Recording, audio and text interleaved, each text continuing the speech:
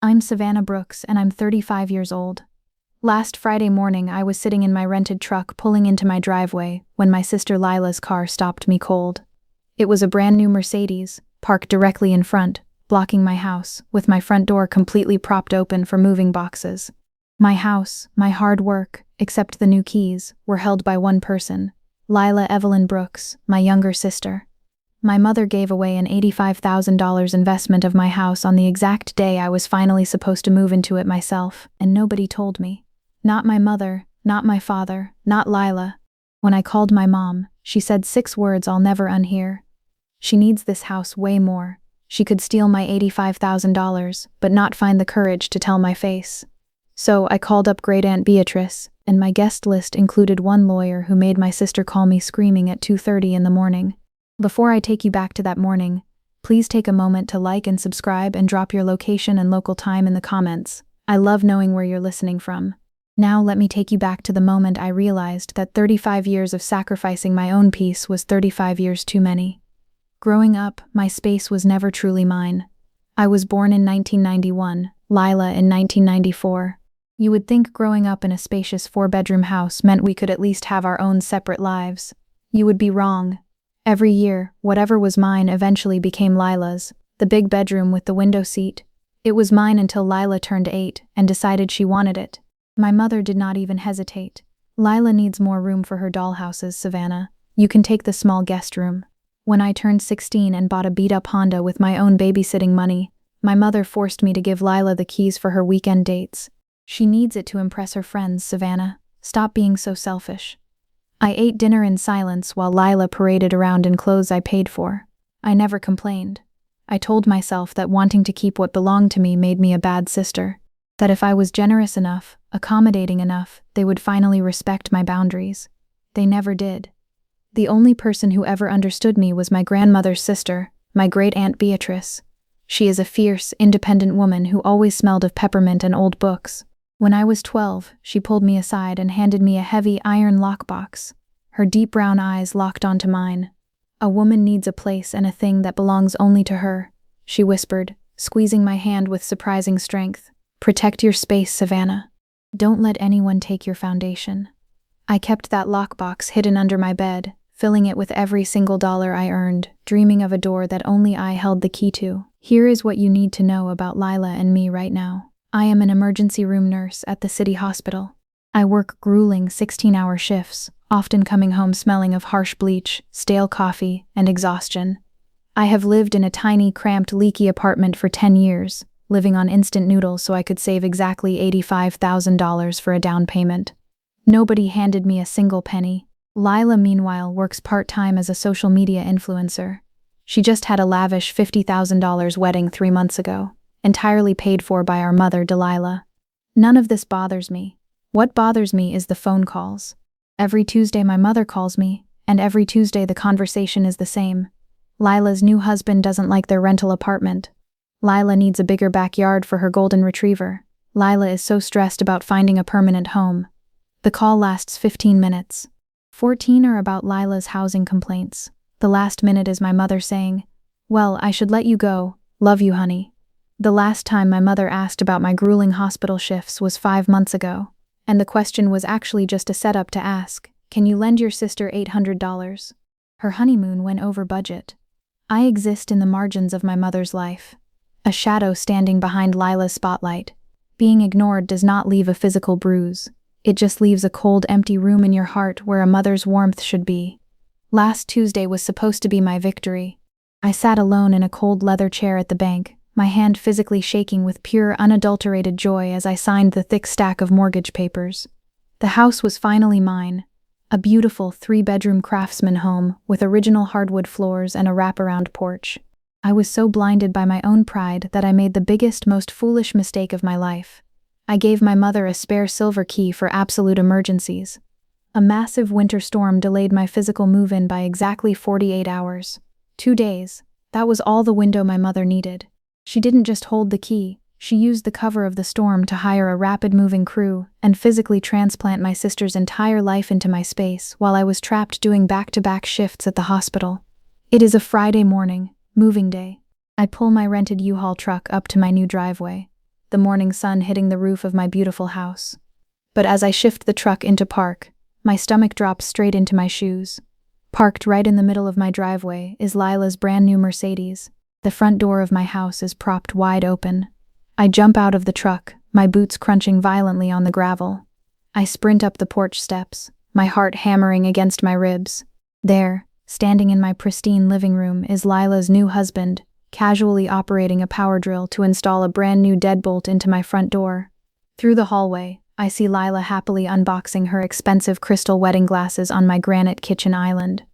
I freeze. The air leaves my lungs. "What are you doing in my house?" I ask, my voice trembling. Lila does not even flinch.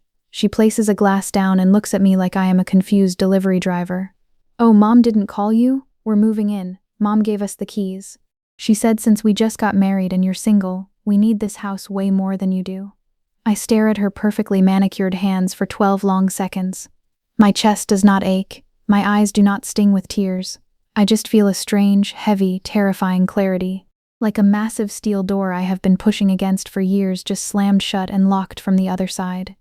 This was not an accident. This was not a misunderstanding. This was a deliberate theft. Someone loaded those heavy cardboard boxes, hired a moving van, drove all of Lila's expensive furniture right up to my property line, and never once thought they were committing a crime. My mother handed over my silver key. She approved this. She orchestrated it. I pull my phone from my scrub pants, my fingers trembling so violently I can barely unlock the screen. I dial my mother's number. This time I am not going to swallow the lump in my throat. She picks up on the second ring, her voice sickeningly sweet and completely unfazed. "Oh, hi, honey. Are you at the house?" Lila said she was unpacking the kitchen. "Mom, what did you do?" I choke out, the harsh morning wind whipping my hair across my face. Silence.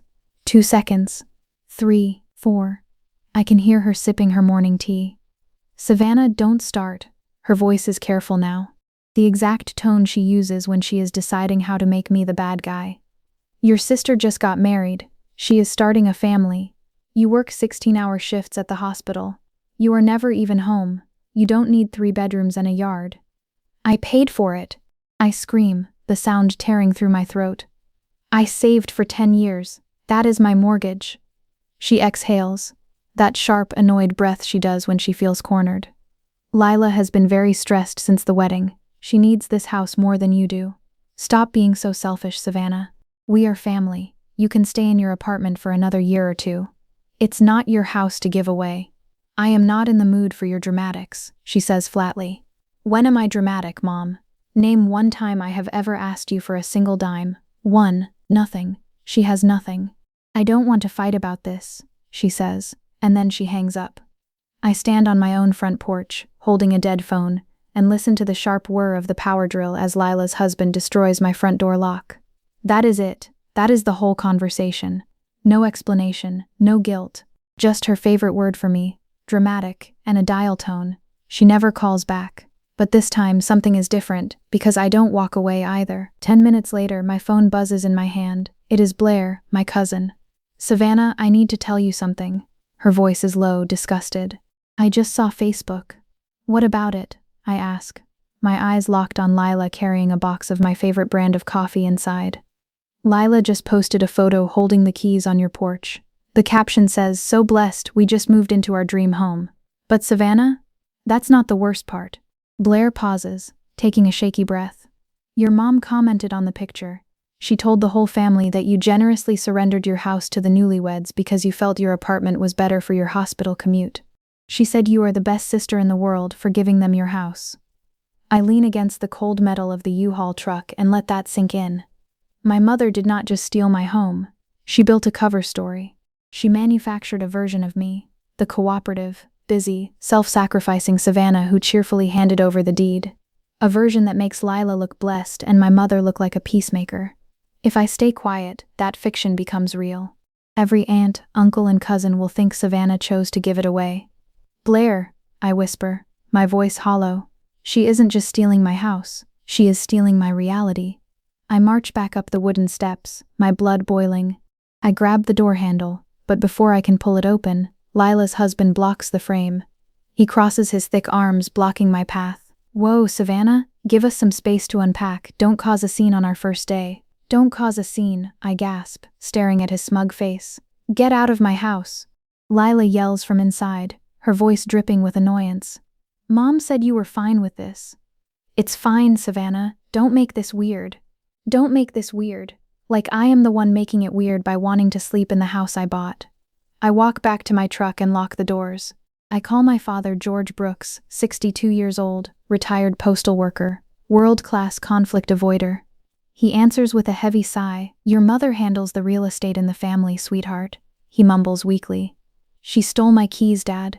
They are literally changing the locks right now. He sighs, long, slow, practiced. I'll talk to her. He won't. We both know it. Just let them rent it from you for a while. Don't do anything you'll regret. I've spent 35 years regretting not doing anything, Dad. I snap.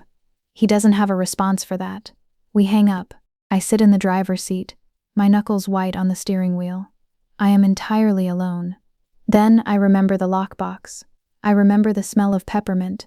I scroll through my contacts and dial a number I haven't called in 3 weeks. Great Aunt Beatrice. She is 82 years old, recovering from a terrible bout of pneumonia, and her body is frail, but her mind is a steel trap. She answers on the first ring, her voice raspy but sharp. Savannah, why are you crying on your moving day? I break down. I tell her everything. The keys, the locks, the Facebook post, my mother's cruel words. The line is dead silent for what feels like an eternity. I can hear her ragged, heavy breathing.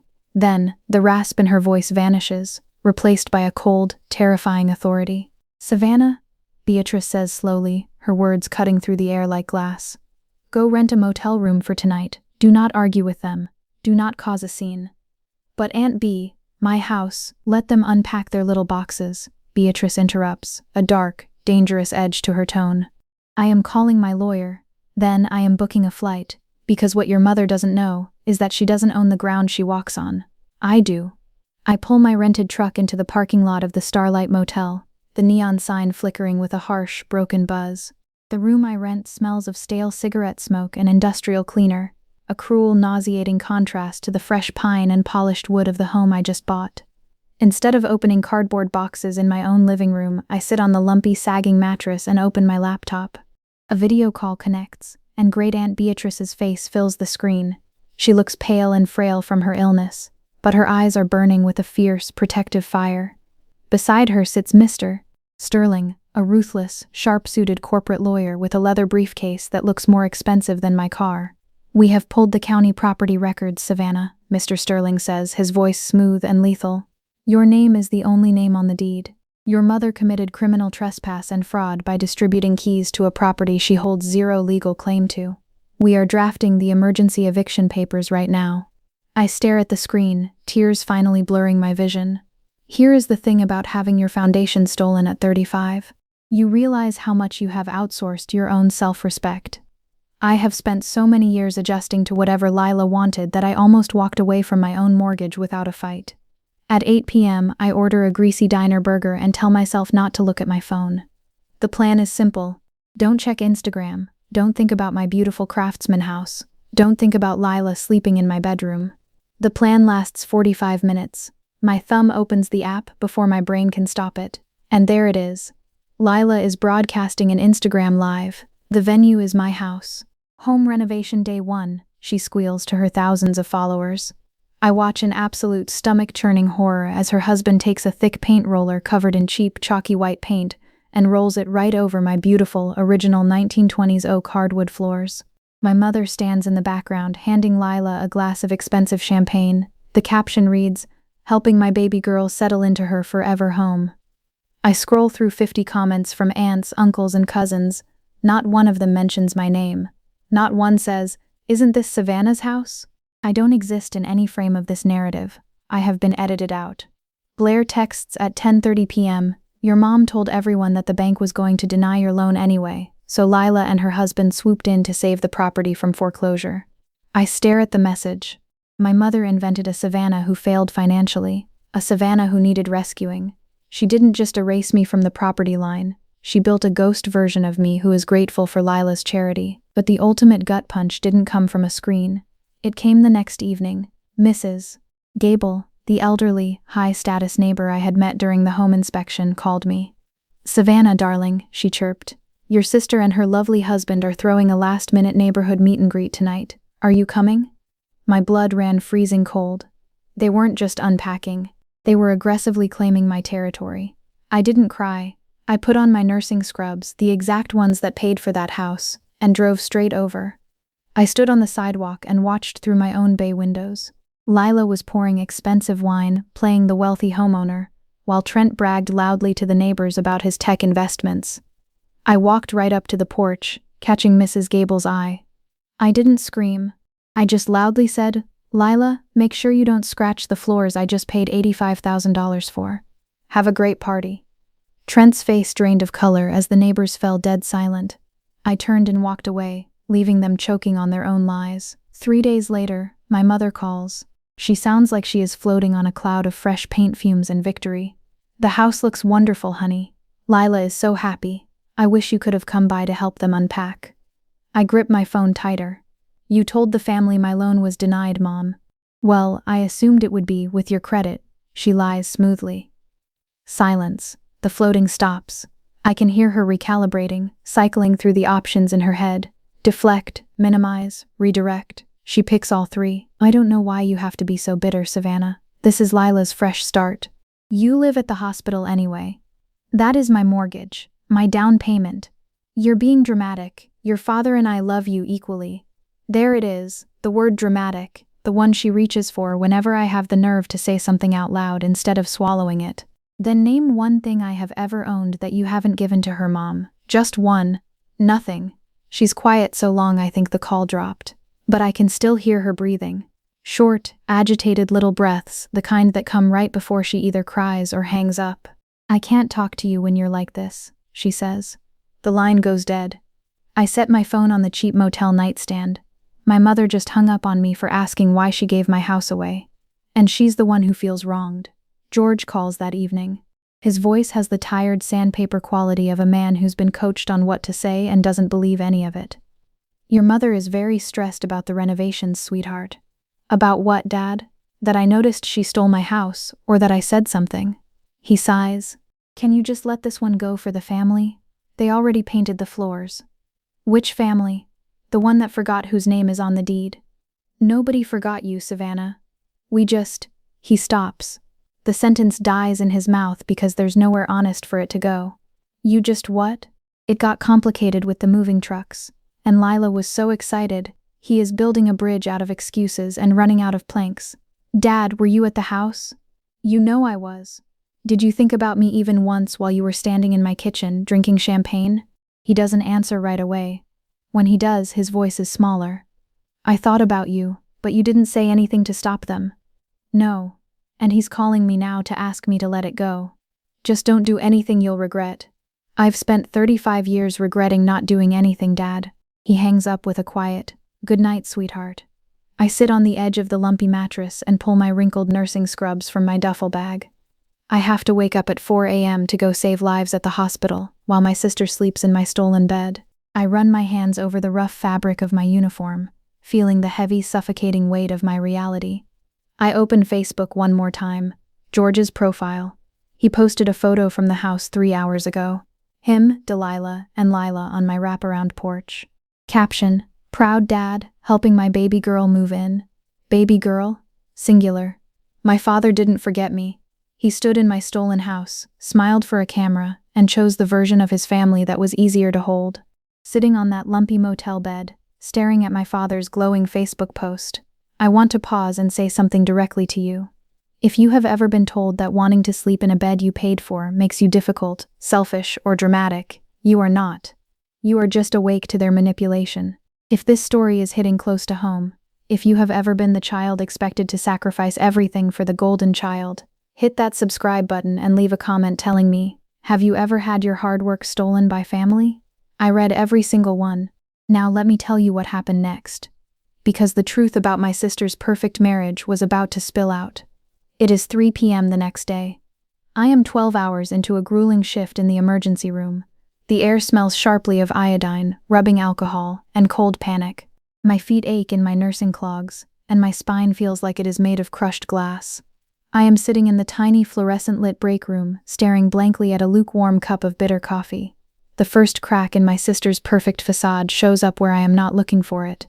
Nurse Maya, a coworker who actually went to high school with Lila, walks into the break room and drops her iPad onto the plastic table. She tilts her head, looking at me with a mixture of pity and severe confusion. "Savannah, is Lila okay?" I saw the post about the new house, but then I saw this. Maya taps the screen. It is a GoFundMe page created by Lila. The title reads, "Help us fix our dream home. Newlyweds in crisis. The goal is set for $20,000. Lila wrote a massive tear-jerking paragraph about how she drained her savings to buy the house and desperately needs community support to fix the dangerous, outdated plumbing. I blink, the harsh overhead lights suddenly feeling blinding. "She didn't buy the house," I whisper, my voice cracking. "I did." Maya's face does something subtle, a flicker of shock quickly smoothed over by professional restraint. "Oh my God, Savannah, Abby from the rental office downtown is my cousin." She mentioned Lila and her new husband, Trent, moved out of their luxury apartment in the middle of the night last week. They didn't leave because they wanted a yard. They were legally evicted for not paying rent for 6 months. I nod slowly, like it doesn't matter, but my heart is hammering against my ribs. I walk back out to the ER floor, with both hands shoved deep into my scrub pockets. Lila told us her husband was a wealthy tech consultant. She told our mother in a phone call that lasted an hour. My mother paid for a $50,000 wedding based on the illusion that Lila was marrying into high society. I keep replaying Maya's words. Evicted. 6 months of unpaid rent. My mother did not just hand over my house for convenience. She orchestrated a desperate cover-up to hide the fact that her golden child was completely broke. I don't say anything to anyone. I don't call Lila. I don't confront my mother. I just sit with it. This strange, heavy feeling that the perfect family portrait my mother worships is painted over rotting wood. But I am not the kind of person who acts without full proof. I didn't even have to wait long to see the illusion shatter physically. When I walked out of the hospital after my shift, I saw a familiar Mercedes parked near the ER drop-off. It was Lila and Trent. But they weren't alone. An older man, Trent's father Richard, was screaming at them in the middle of the pavement. "You haven't made a payment in 5 months. Richard roared, snatching the keys right out of Trent's hand. "I'm taking my car back, you pathetic fraud." Lila stood there shivering, looking around desperately, her eyes locked with mine across the lot. She saw me see her hit rock bottom. I just kept walking. 10 minutes later, my phone vibrates in my pocket. It is Marcus, the real estate agent who helped me close on the house.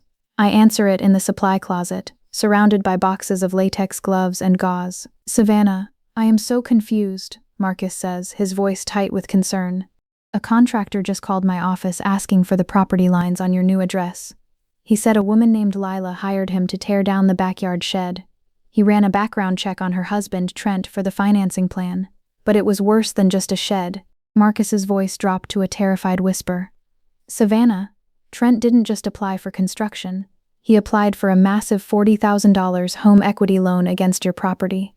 And he used a forged rental lease agreement with your forged signature on it to prove to the bank that he had a permanent address. Savannah, Trent has a credit score of 410. He is actively filing for bankruptcy, and your mother notarized that fake lease."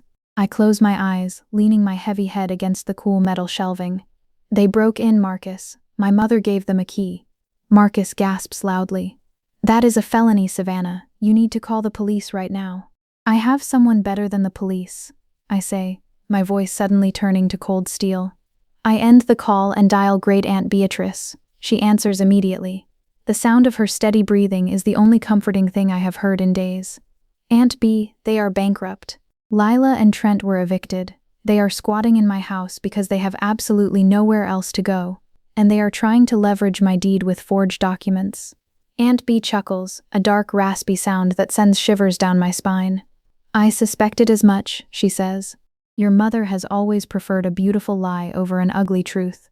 Your sister doesn't lie just because she is cruel, Savannah.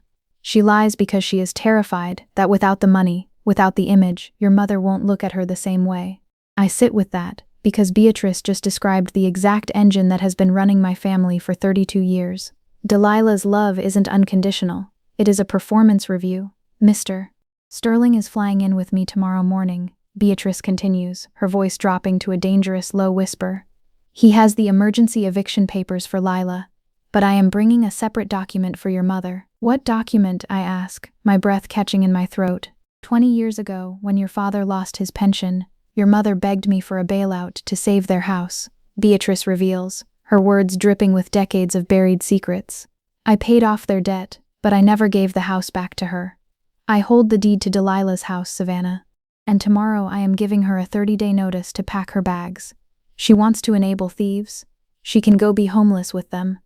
I pull my hand out of my scrub pocket. It is shaking just slightly. I am no longer the exhausted nurse sleeping in a motel. I am the owner of my own life, and the storm is finally here. The Saturday after I spent the night in that dingy motel, my mother hosts her usual family dinner. Roast chicken, mashed potatoes, the good china. I haven't been to a Sunday dinner in a month, but today I get in my beat-up Honda, drive the 25 minutes to my parents' house, and walk through the front door. I need to see it for myself. I need to sit in that house and see how my family acts around me now that they think I am a defeated, homeless nurse who just surrendered her biggest life achievement. The living room is a shrine to Lila's new home. Glossy interior design magazines are spread across the coffee table. Expensive fabric swatches in velvet and heavy linen are pinned to a giant corkboard. On the kitchen counter, a massive stack of expensive change of address cards sits in Lila's neat handwriting. I count the swatches. 10. Not one of them matches the original 1920s aesthetic of my house. They are destroying my home's soul to make it look like a cheap, trendy reality TV show. My mother sees me from the kitchen doorway. Her smile freezes for exactly 1 second before she recovers. Savannah, what a surprise. I thought you were working a double shift at the hospital tonight. No shift tonight, Mom, I say, keeping my voice perfectly flat and unreadable. Figured I'd spend it with family. She blinks, studying my face for sarcasm, finding none. I am keeping my emotions locked away in a steel box. She pulls me into a stiff hug that smells like roasted poultry and her overpowering Chanel perfume. Well, you missed a very busy weekend, she says, steering me toward the dining table. Lila and Trent have been working so hard on the house. They are exhausted. I take my seat at the long wooden table. Lila arrives 20 minutes late, holding a massive iced coffee, still glowing from the high of stealing my property. She walks in wearing a designer suede jacket that probably cost more than her monthly car payment. Her husband Trent struts in behind her, wearing expensive sunglasses on his head, looking incredibly arrogant for a man with a 410 credit score. She greets everyone with loud hugs, the entire room orbiting her like she is the sun. She sees me and stops just for a beat. Then the fake smile snaps back onto her face. Hey Savannah, didn't think you'd make it. Have you found a new apartment yet? We packed up your leftover boxes for you. I'm managing just fine, I say evenly, staring right into her eyes. My mother serves the roast and immediately begins the recap. Lila, show everyone the fabric you picked for the master bedroom. Lila launches into an obnoxious story about finding the perfect $5,000 custom silk curtains. Trent leans back in his chair, crossing his arms like a king who just conquered a castle. Uncle David laughs loudly. Aunt Martha nods along. The whole table leans toward Lila like flowers tracking light. My mother pours the red wine and, mid-pour, says to the table, I am just so glad Savannah realized she couldn't handle the financial stress of a mortgage on her own. It was so incredibly mature of her to beg Lila and Trent to take over the property. They really saved you from foreclosure, Savannah. Aunt Sarah, sitting 2 chairs from me, stops cutting her chicken. Her fork clinks loudly against her porcelain plate. She has been quiet, watching. She turns to my mother. Wait, Delilah, didn't Savannah save for 10 years for that down payment? Why would she suddenly beg to give it away on the morning of moving day? The table goes completely, uncomfortably still. I can hear the grandfather clock ticking heavily in the hallway. My mother laughs, a bright, practiced, nervous sound.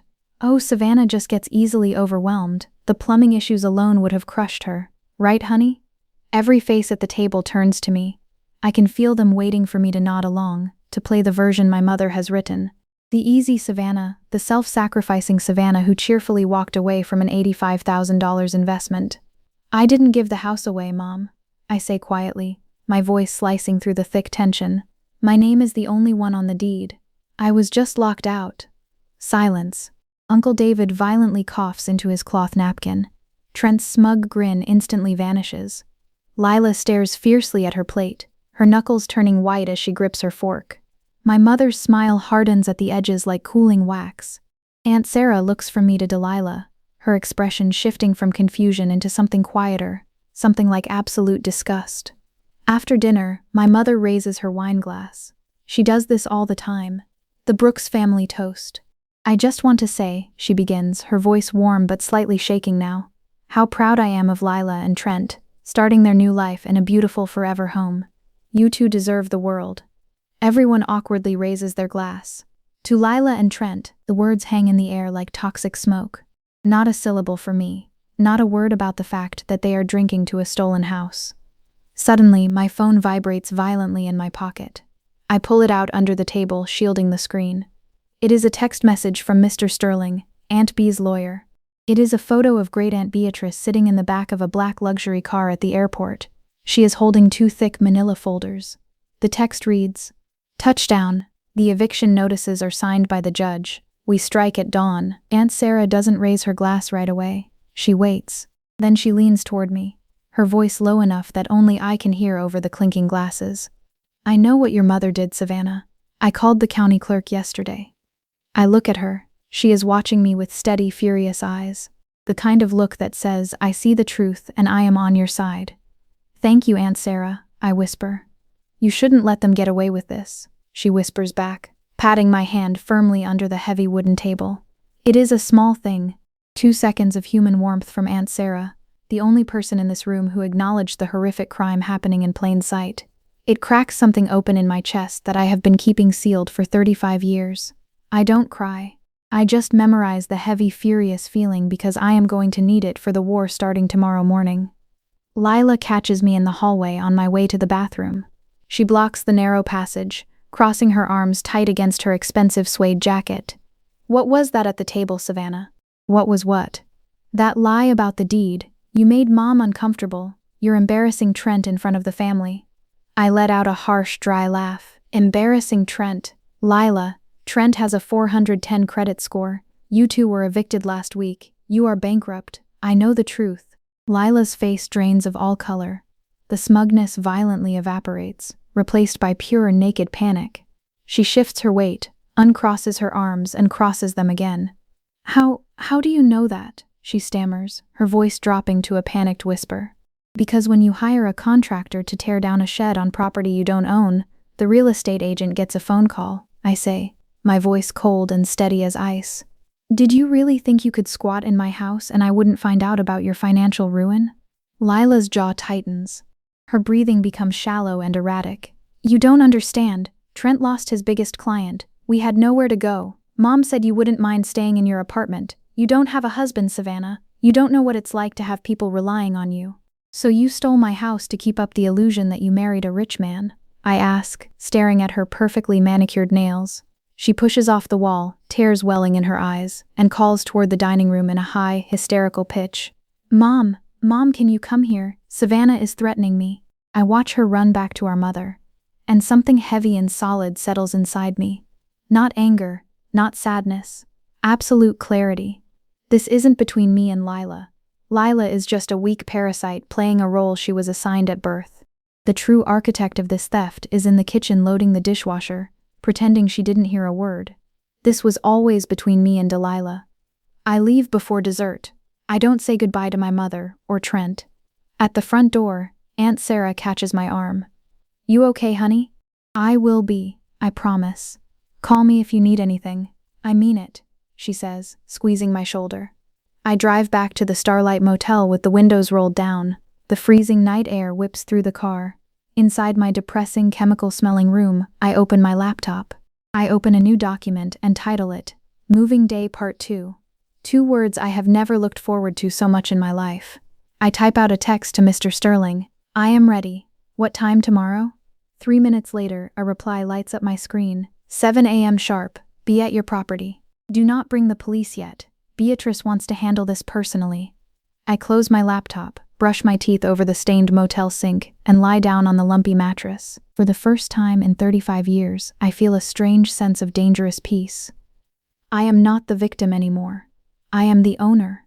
Sunday morning, 6:45 a.m. The sky is a bruising purple and gray as the sun struggles to rise. I park my beat-up Honda half a block away from my beautiful craftsman house. The street is dead quiet. The morning air smells of damp pavement and pine needles. At exactly 6:58 a.m., a sleek black town car glides silently down the street and parks directly in front of my driveway, blocking Lila's Mercedes from moving. The heavy car door opens. First, Mr. Sterling steps out, wearing a sharply tailored charcoal suit, holding 2 thick folders.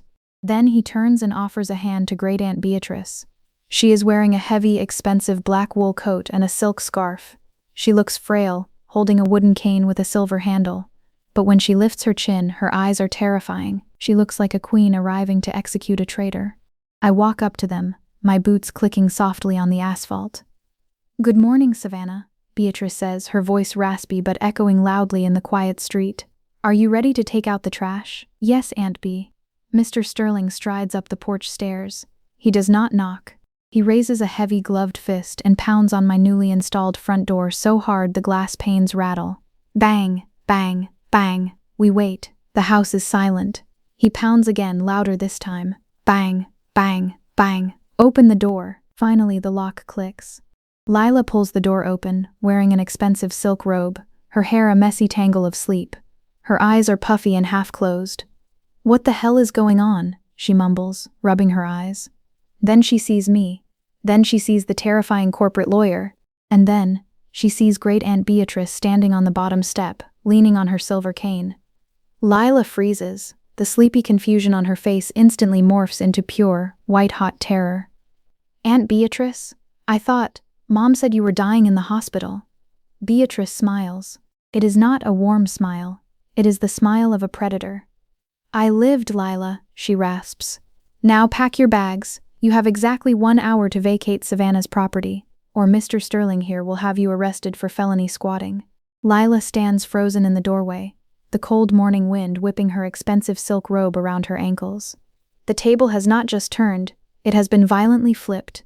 Suddenly, Trent appears behind her in the foyer, wearing gray sweatpants and a scowl. He puffs out his chest, trying to project the authority of a homeowner. "Hey, who do you people think you are? Get off my porch before I call the cops." Mr. Sterling doesn't even blink. He calmly opens his leather briefcase, the metallic click slicing through the crisp air. He pulls out a thick stack of legal documents. "Please do call the police, Mr. Trent," Sterling says, his voice dripping with lethal corporate politeness. "It will save me the trouble. You are currently trespassing on property deeded solely to Savannah Brooks. You illegally altered the locks, and you vandalized original hardwood floors. I have your bankruptcy filings and your recent eviction notice right here. If you are not off this property in 59 minutes, you will be leaving in handcuffs." "Mr. Sterling pulls out a second folder, waving it right in Trent's pale face. "And this," the lawyer snarls, "is the forged lease agreement you submitted to Citibank yesterday to secure a loan on Savannah's property. Felony fraud, carrying a minimum sentence of 5 years. Do you still want me to call the police, Trent?" Trent practically stops breathing. Trent's arrogant scowl vanishes. His face turns the color of spoiled milk. He looks at Lila, then at the terrifying lawyer, and all the fight instantly drains out of his body. Lila starts to hyperventilate. Her hands shake wildly as she grabs her phone. "I'm calling Mom. Mom will fix this," she shrieks, dialing frantically. "Mom, you need to get over here right now. Aunt Bea's here and she brought a lawyer." 10 minutes later, tires squeal on the wet asphalt. My mother's silver SUV hops the curb, parking illegally on the grass. She jumps out, wearing her pajamas and a heavy winter coat, her hair flying wildly.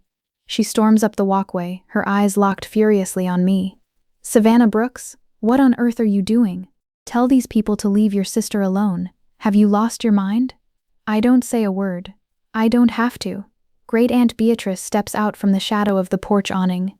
She leans heavily on her silver cane, her dark eyes piercing straight through my mother's soul. "Hello, Delilah," Beatrice rasps. "It seems you have forgotten who holds the purse strings in this family." My mother stops dead in her tracks. The furious red color drains from her cheeks, replaced by a sickly ghost-like pallor. "Aunt Beatrice, you're supposed to be in recovery." "I recovered just in time to stop a robbery," Beatrice says sharply. She gestures to Mr. Sterling with one frail, elegant hand. "Mr. Sterling, serve her." The lawyer steps down the porch stairs and hands my mother a stiff manila envelope. Delilah Brooks, he says loudly so the neighbors peeking out their windows can hear. This is a 30-day notice of eviction for your residence at 442 Maple Street. My mother's jaw drops. The envelope shakes in her trembling hands. Eviction? What are you talking about? That is my house. George and I have lived there for 30 years. You lived there because I allowed it. Beatrice's voice suddenly booms like thunder, completely shattering the quiet morning. 20 years ago, when George lost his pension, I paid off your $120,000 debt so you wouldn't end up on the street. I kept the deed as collateral, Delilah. I let you live there out of the goodness of my heart. And how do you repay my generosity? By stealing your eldest daughter's hard-earned foundation to cover up for this bankrupt parasite. She points her silver cane directly at Lila. Suddenly, my mother drops to her knees, clutching her chest. She plays her final, most disgusting card. Savannah, you can't do this, she wails, looking around at the neighbors who have stepped out onto their porches. I didn't tell you. I have stage 3 cancer. I'm sick. You are making your dying mother homeless over a misunderstanding. For a split second, my heart stops. But Great Aunt Beatrice just laughs. A cold, booming laugh. She pulls out her phone. I am the primary emergency contact on your medical insurance, Delilah. I pulled your records yesterday. You have mild acid reflux and a desperate lying problem. Get off my lawn. My mother's fake tears dry instantly. The neighbors gasp loudly, murmuring in disgust. Her ultimate performance is completely destroyed. The silence that follows is deafening. Lila is sobbing openly on the porch. Trent is already running inside, pulling black plastic trash bags from the kitchen cabinet. He doesn't have time for cardboard boxes. The illusion of their wealth, their perfect marriage, and their forever home is being shoved into garbage bags in a frantic panic. For the next 45 minutes, I stand on the lawn and watch. I watch Lila drag her expensive designer clothes across the driveway in black plastic bags. I watch Trent desperately try to stuff Lila's golden retriever into the back seat of their Mercedes along with a toaster and a pile of velvet fabric swatches. My mother stands paralyzed on the sidewalk, clutching her eviction notice, completely broken by the weight of her own lies. At 7:58 a.m., they drive away. The taillights of Lila's car disappear around the corner. I walk up the stairs. Mr. Sterling hands me a brand new set of keys to the temporary locks he brought. Welcome home, Savannah, Aunt B says softly, patting my cheek with a warm, wrinkled hand. I walk inside. It smells like cheap white paint and chaos, but it is quiet. It is mine. I spend the entire day cleaning up their mess. At 10:30 p.m., I finally collapse onto my mattress, which I dragged into the center of the living room. I am exhausted, but my heart feels light, full, not from a party, but from finally claiming what is rightfully mine. My phone buzzes on the floor at 11:45 p.m. It is a text from Blair. Lila just checked into a cheap motel by the highway. She is losing her mind. She's been calling everyone begging for money, but Aunt Sarah told the whole family what happened. I read the message. I don't reply. I set my phone face down on the floor. The house is dark and peaceful. I think about my mother's toast at that dinner, the daughter who makes me proud. I think about Aunt B's thunderous voice, taking back the one I do. At 2:30 a.m., my phone rings out in the darkness. Lila Brooks. This time I pick up. Okay, I need to pause here for just a second. That phone is ringing at 2:30 a.m., and before I tell you what my sister said from her dingy motel room, I want to ask you something real. Have you ever set a massive boundary and watched someone completely unravel because you finally stopped letting them walk all over you? Tell me in the comments. And if you haven't subscribed yet, now's the time because what Lila says next, you won't want to miss it. Let's keep going. How dare you? That is how she opens. No hello, no preamble, just pure unhinged volume ringing through the phone speaker. Do you have any idea how disgusting this motel room is? Trent just found a cockroach in the bathroom.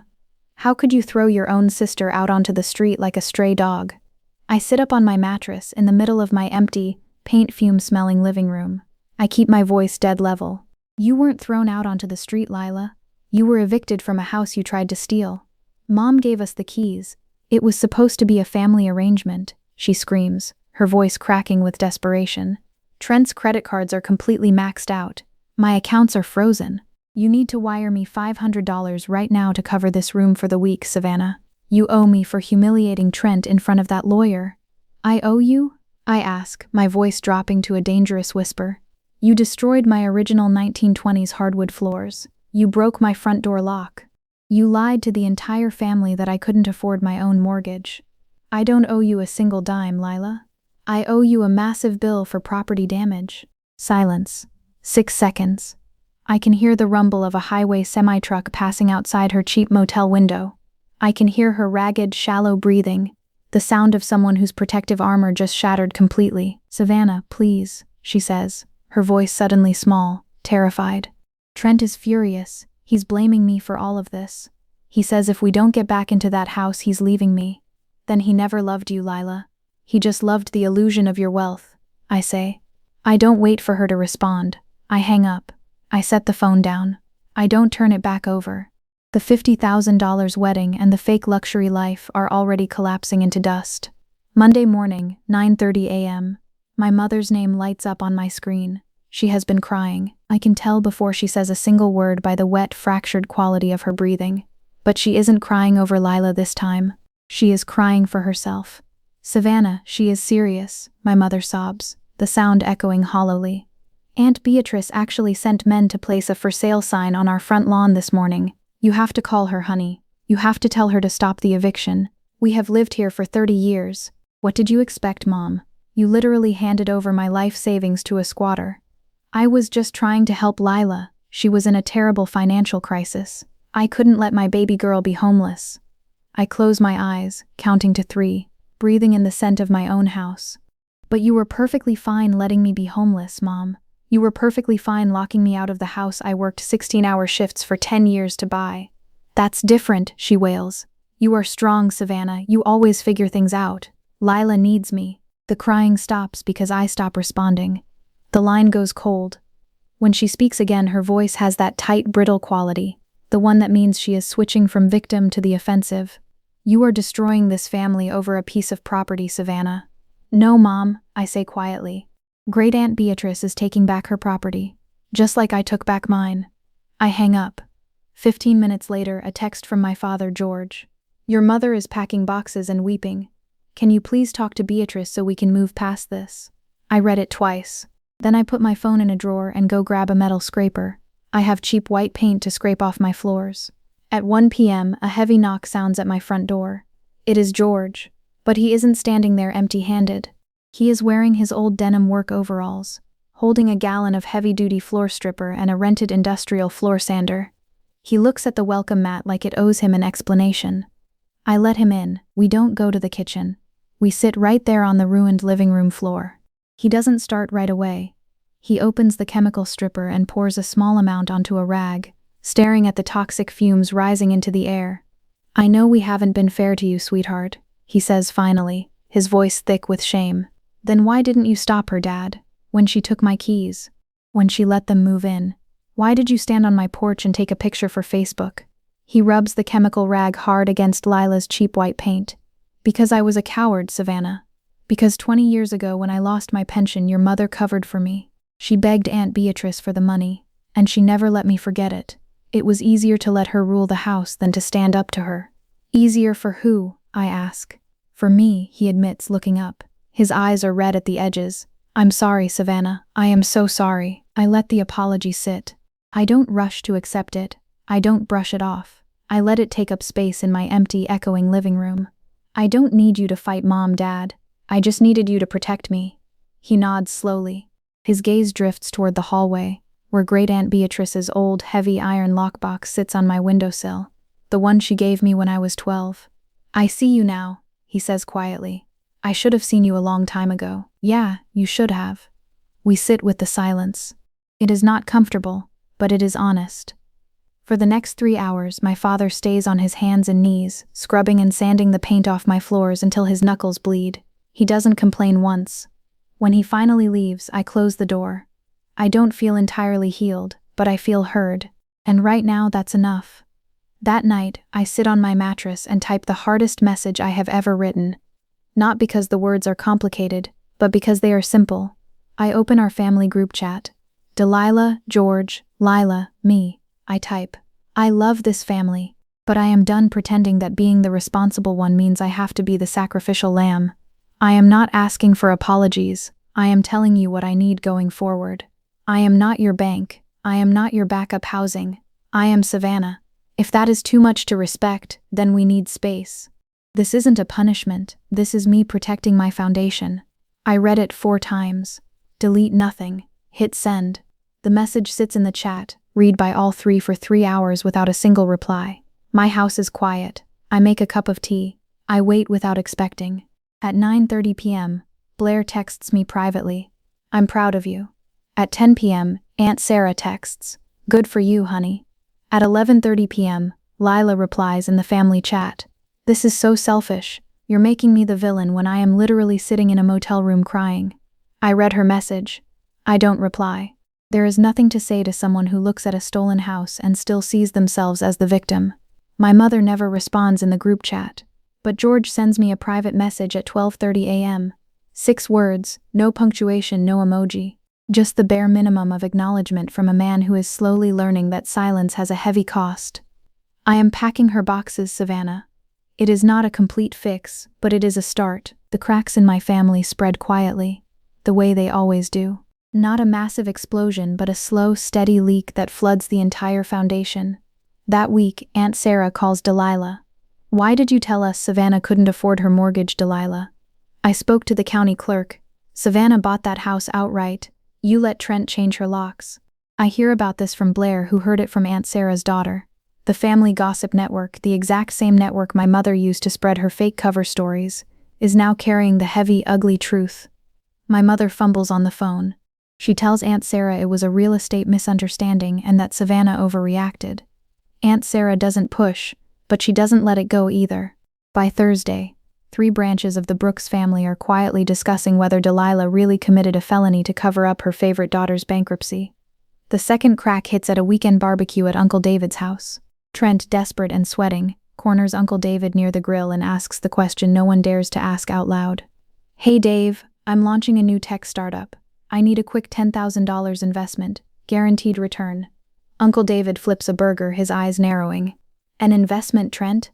Because Aunt Sarah told me you filed for Chapter 7 bankruptcy last Tuesday. Are you looking for an investment, or are you looking for motel rent?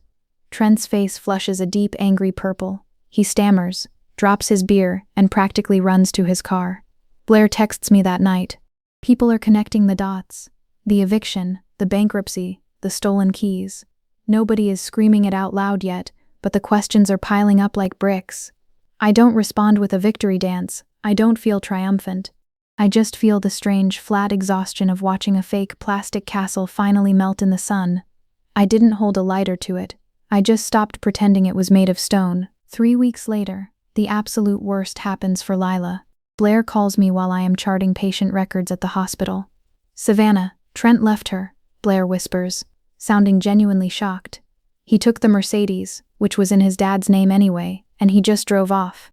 He left Lila stranded at the Starlight Motel with 2 suitcases and an unpaid bill. I close my medical chart. I don't ask for details. I don't need them. The weight of a lie isn't in telling it. It is in the exhausting maintenance of keeping it alive. And Lila had been maintaining the illusion of a wealthy, perfect marriage for months. It was always going to collapse the second the money officially ran out. Then, on a Wednesday afternoon, something completely unexpected happens. I am walking out of the emergency room after a grueling shift. The harsh automatic doors slide open, and there, sitting on a concrete bench in the freezing cold, is Lila. She looks awful. Her expensive suede jacket is stained. Her hair is completely unwashed, and she is shaking. She stands up when she sees my scrubs. Savannah, she croaks, her voice raw. Trent is gone. The motel kicked me out. I have literally nowhere to sleep tonight. Please, let me sleep on your couch, just for a few nights. I stop.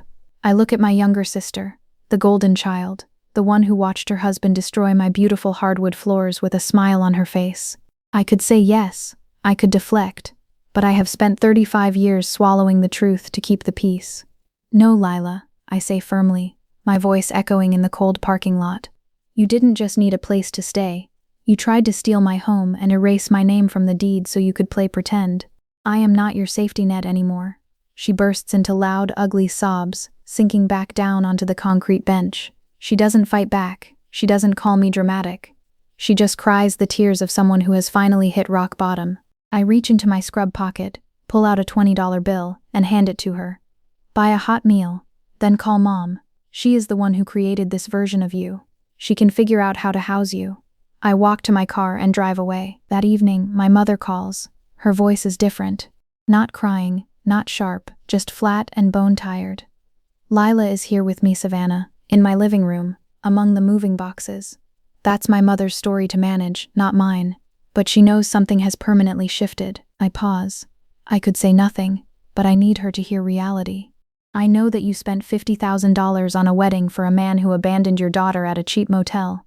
I also know you didn't spend a single cent to help the daughter who works 16-hour shifts, pays her own bills, and never once asked you for a bailout. The silence stretches. I can hear the crinkling of packing tape through the phone. That's not fair, Savannah. No, Mom, it's not. She doesn't hang up this time. She just breathes. And in that breathing, I hear something I have never heard from Delilah Brooks before. Not a performance, not a spin tactic. Just a woman sitting on a taped-up cardboard box, realizing her obsession with appearances just cost her everything. She says, "I'll call you later," and hangs up softly. No angry click, just a quiet fade. The next morning, Nurse Maya, who showed me the fake GoFundMe page, catches me in the break room. No preamble, just, "Hey, my cousin at the rental office said Trent is officially being sued for fraud. I'm so sorry your family put you through that madness." I smile at her, a real, genuine smile. "How does it feel to know the truth?" she asks. I laugh, a short, dry sound that is half relief and half exhaustion. Honestly, I thought it would feel better. But knowing the truth and healing from it are two very different timelines. We talk for 20 minutes. Not about Lila, not about the eviction, about normal things. The chaotic ER patients, a new coffee shop downtown, a book I am reading. The kind of conversation two people have when they are building a genuine friendship. Before I clock out, she says, "Let me buy you lunch tomorrow. To celebrate your new house." I agree. As I walk to my car, something is growing in the massive gap where my family's drama used to be. It is quieter, smaller, but it is real. And real is all I have ever wanted. December. The leaves outside my newly painted window frames have turned the color of old pennies. The air smells like wood smoke and cold rain, but inside my house it smells like lemon polish, fresh pine, and absolute peace. Things have changed. Not dramatically, not with a cinematic explosion, but quietly, the way real, permanent change happens after a storm. I talk to my mother less, not zero. I am not punishing her with the silent treatment. I just stopped filling the massive gaps she used to leave empty. Great Aunt Beatrice didn't leave my mother and sister completely homeless, but she didn't leave them comfortable either. She moved them into a tiny 400-square-foot studio apartment she owns on the bad side of town. It has peeling linoleum floors, a leaky faucet, and one tiny window overlooking a brick alleyway. For two women who spent their entire lives obsessing over luxury and appearances, it is the ultimate, inescapable prison of reality. They have to share a single, lumpy pull-out couch. The call comes on a freezing Thursday afternoon. No preamble, just a quiet, broken voice. "Savannah," my mother whispers, the sound completely stripped of her usual theatrical production, the careful phrasing, the built-in defense. I don't know how to do this." "Do what, Mom?" I ask, standing in my warm, spacious kitchen, watching the steam rise from my coffee. "Budget," she chokes out, actual tears hitting the phone speaker. "Lila got a minimum wage job scanning items at the grocery store. I'm looking for a receptionist position, but after rent, we only have $50 left for food this week. How did you eat on your nursing student budget?" I close my eyes, 35 years of being treated like a peasant, and now the queen is begging me to teach her how to survive in the mud. I don't gloat. I don't scream.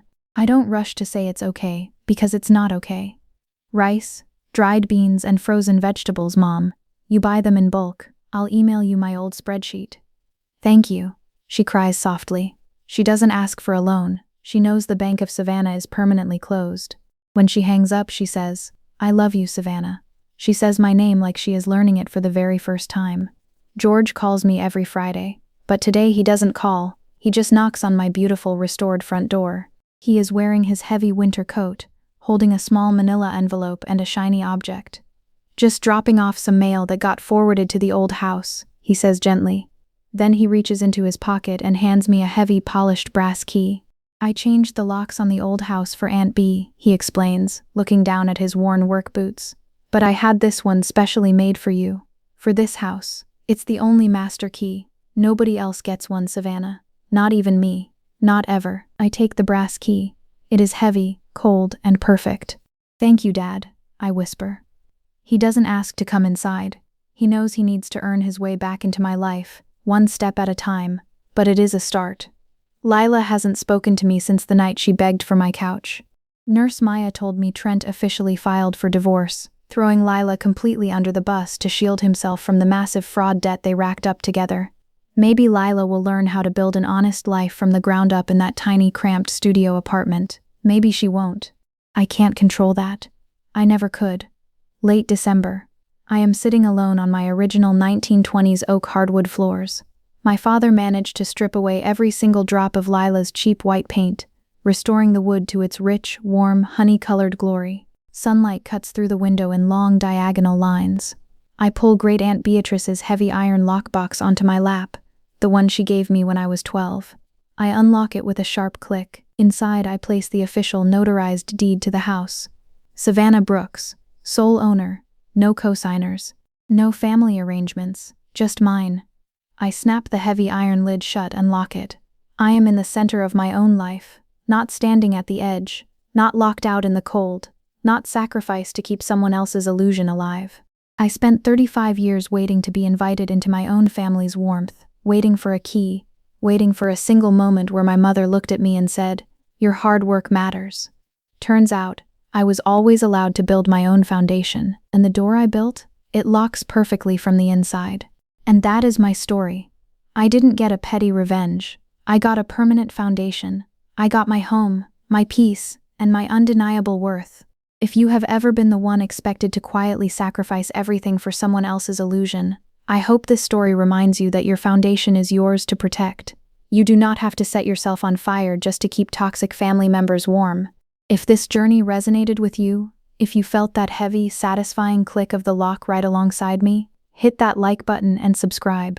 Stay connected with this community, because there are so many more powerful, true stories about taking back your power waiting for you here. Let me know in the comments, what was the moment you finally changed the locks on the people taking advantage of you?